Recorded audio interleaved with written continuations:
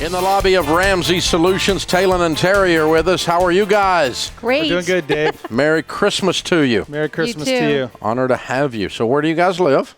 We're from Salt Lake City, Utah. Fun. Welcome to Nashville. Good to have you. And here to do your debt-free screen. We are. And how much have you paid off? About $500,000. Holy! Exactly, or what? No, just under $500,000. That was 3 houses, 3 house mortgages. Okay, all right. So just a little less than $500,000, and that included 3 houses. So I'm guessing you sold some of them. No. No, you paid them down. We paid off our 2 rentals, and then we paid off our primary mortgage. And how long did it take you to do all that? About 4 years. Good for you. That's amazing. Making what kind of income during that time? Well, we started about $175,000 a year, and then quickly went to $245,000, and now we're at $210,000. Way to go, you guys. That's amazing. What do y'all do for a living? Well, for most of our lives, we've been social workers. We've been child welfare workers. Mm-hmm. And so one of the neat things about your program is, it's enabled us to financially do things you wouldn't think that somebody with our salaries could do. So we did that, and then I'm in the National Guard. And so for part of that time, I was active duty with the National Guard. And he does side work as well. He really does 3 jobs. I did never think, I thought only rich people could pay off their houses. Well, you make $175,000 a year. I don't know what you think rich people are, but When we were social workers, that seemed like something that was just unreachable. And so, I still do social work, but for me, it definitely gave me insight that, he's working extra jobs. But you guys are social workers and you're making $175,000 a year, or $210,000 or $245,000? Yeah. Well, so for They part of pay that, social workers better in Utah than they do in Tennessee. well, if you stay in something long enough and you're good at it, you get paid well. And that's the key, is you really have to treat. So you're not working for the government? No, we work for a charity. And then I've been very successful with my side work too as well, Dave. And what is your side work? Doing therapy on the side, and doing legal work for attorneys. Okay. Now I'm feeling better. Okay. Making more sense now. All right. Good. So what happened 4 years ago? Tell me your story about your journey. Okay. Well, it actually goes back about 15 years ago. My wife and I were living and working in a group home helping kids, and I found a book for 50 cents at the Desert Industries, our thrift shop, called Money Answers. I think it was your Money Answers book. And so I didn't understand your program at all. But one thing jumped out, and that was this snowball thing, because I was like, I've already done that. I'm as smart as this Dave Ramsey guy. And so, because I figured it out when we were paying off our student loan debt, that I wanted to pay off the smallest debt first because I wanted a quick win.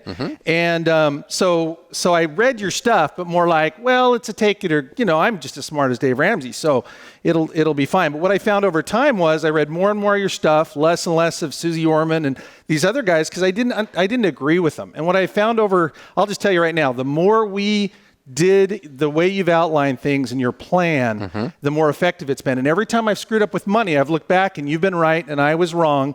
And so I've just realized it's just easier just to do it your way. It works out that way. Well, I'm honored. Thank you very much. What the big crisis for us happened, I was deployed to Iraq in 2005. And when I came back, I wasn't engaged. And I wasn't a good money person anyway. I was good at saving money.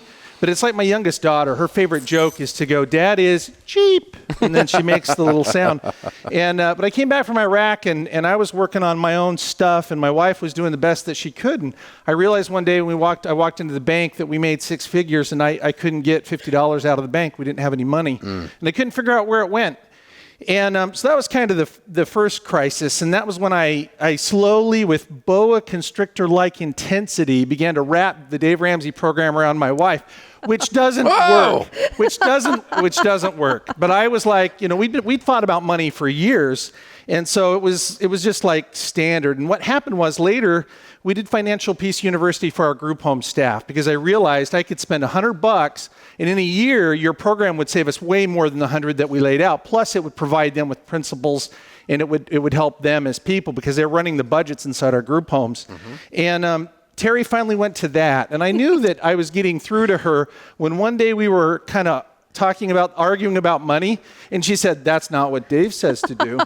Oh, and I went, be careful what you wish for. Exactly. That was the first time you switched from being a curse word to being on her side, and so I had to figure some things out. So about 4 years ago, I was downsized, and I was at an agency where I was very successful, and it was very confusing, and it was a tough time for me and my wife. You really take a hit to who you think you are when you're not successful. And the great thing was I knew three things from listening to you, Dave. One, I knew I need to get off my butt and exercise. Two, I knew that somebody has to make payroll. I love that statement. I always thought having a job meant you were successful and you had stability. And I realized if I'm as good as I think I am, I can have my own business. And Quitter was actually a great tool for that. And then later, I also realized, we've got to pile up cash. There's one thing I've heard. We're in an emergency. We've got to pile up cash. And, we weathered that storm, and I took it like a good politician. I took the crisis, and I said, honey, we got to pay off our houses. We should be out of debt. And we really ratcheted down the budget. And the other thing that I learned from you, Dave, was for us, it wasn't handling money that made the difference. It was the fact that I need to include my wife as a partner in our money decisions, even if I didn't agree with the decisions. Teri, how long have you all been married? 28 years. Okay. She enjoys it that much. And so there you go, yeah. Had 20 good years of marriage. Yeah. That's what Sharon said the other day. We've been married 33 years. She said, yeah, we've had 25 good years of marriage. But so Teri, how different are things when you get to speak into them from your perspective? Oh, it was a lot more fair to me. I always felt like he was lying to me about the money, so I wouldn't spend it. But I still made most of the major purchases, so we were never on the same page. So now that we are kind of on the same page, I'm constantly impressed when we're doing our budget meeting. I've got my budget wallet here. It's high class plastic thing with envelopes. But I was always impressed when he would say, no, we need to put some money aside for you to get clothes or whatever, because he knew it kept me motivated to feel like it was there and I could spend it, but we knew where it was going. And as a team, that just made a huge difference because we were all on board. I mean, our teenage daughter obviously struggled with the idea, but now she's very, very good with money. Well, she's watched you two do a complete 180, and that testifies to a teen when you guys do that. And you really, last 4 years, it sounds like have been pretty dramatic. Yeah, there have been a lot of good changes. I realized when we paid off the houses in September, we're in a position where if we don't have jobs, we can still have the same as a median income in the United States. And then if I go out and actually do a little bit of work, it gets even better after that. Yeah. My first year in that job I was telling you about that I was always afraid to do, but I didn't do till I read Quitter. The military allowed me to do a side job while I was doing on military orders. I made $30,000 my first year. And that was when I realized I do have something to offer. And I love Daniel Lapin's book, Thou Shalt Prosper. It makes a lot of good sense. I found that clients who are happy with me, I never have any trouble getting them to pay me. They want me to be happy. Yeah. And it's a way that they, demonstrate their respect. So, well, congratulations. How's it feel, guys? Oh, amazing. It is amazing. I got a hardwood floor. I love it. That's good. I like that. Our first big project after we got our debts We're paid off. honored that we've been a small part of you all making all these decisions. Congratulations. I'm very proud of you. Thank you, It's an honor to know you, and thank you for your service to the country, too. All right, it's Talon and Teri from Salt Lake City, Utah. $500,000 paid off. That's their rentals, their houses, everything in 4 years, making $175 up to $245, back to $210, but it doesn't matter now. Count it down. Let's hear a debt-free scream. So this goes out to our son Jareth, who's deployed with Special Forces operations in Afghanistan.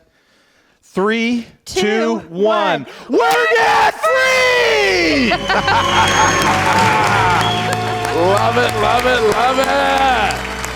Awesome! Oh, man, that's incredible. Well done, you guys. Very well done.